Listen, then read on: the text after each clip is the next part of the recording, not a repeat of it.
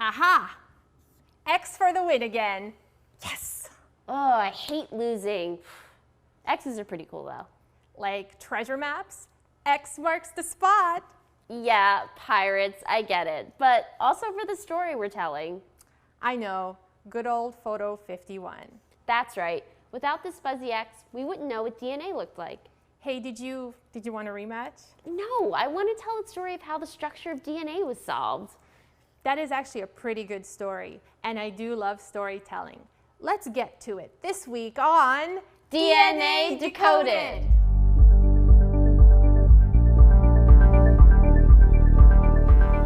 Crafts, I love crafts. It's really more of an engineering project. Kind of looks complicated. Pretty simple, really. Well, if you have the instructions. We've already seen how the DNA double helix is made up of smaller subunits. They're nucleobases. Technically, with the sugar and phosphate bonds, they're called nucleotides. Nucleobase plus a D sugar and a phosphate equals nucleotide. We've already learned in the previous video that each of these units, the nucleotides, are repeated over and over to create a twisted ladder. If you have easy to follow instructions, Easy peasy. and you know the actual shape you're aiming for. Yep, the instructions lay it out all for me. But Kate, what if you didn't know the shape?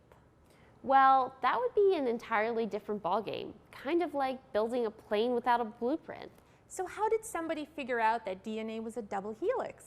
It wasn't one person. It took decades and lots of scientists worldwide. That's the way scientists work.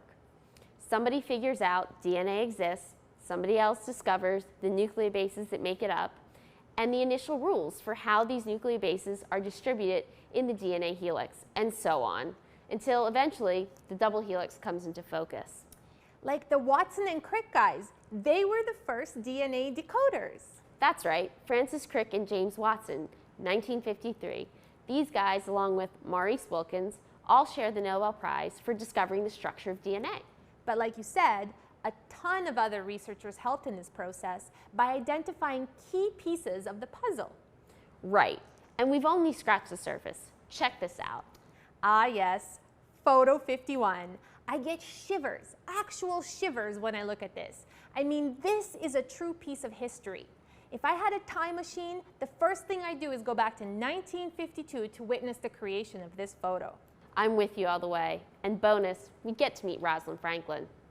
Yes, Rosalind Franklin, along with her PhD student, Raymond Gosling, are credited with taking this picture. Watson and Crick, and all of the rest, were in a race to piece together all the data they had amassed about DNA in order to figure out its structure. They were working backwards, without a blueprint. Next to impossible. But did it stop these scientists? No, it did not. They proposed all manner of shapes for DNA. Even Linus Pauling, a double Nobel Prize winner, got it wrong. He proposed a triple helix structure for DNA. And there were others too, including Watson and Crick. But no one had any proof of the structure of DNA. I mean, it's super tiny, so you can't just pop it under a microscope and see the exact shape in 3D. Not until this image. Rosalind and her graduate student placed a bit of DNA in front of a beam of X-rays. When the X-rays encountered a molecule of DNA, the X-rays were diffracted. Using some pretty serious math, you can use the diffraction pattern to figure out the position of the electrons and the atomic structure of DNA. So really, what we're looking at here is the base pairs, the insides of the DNA helix.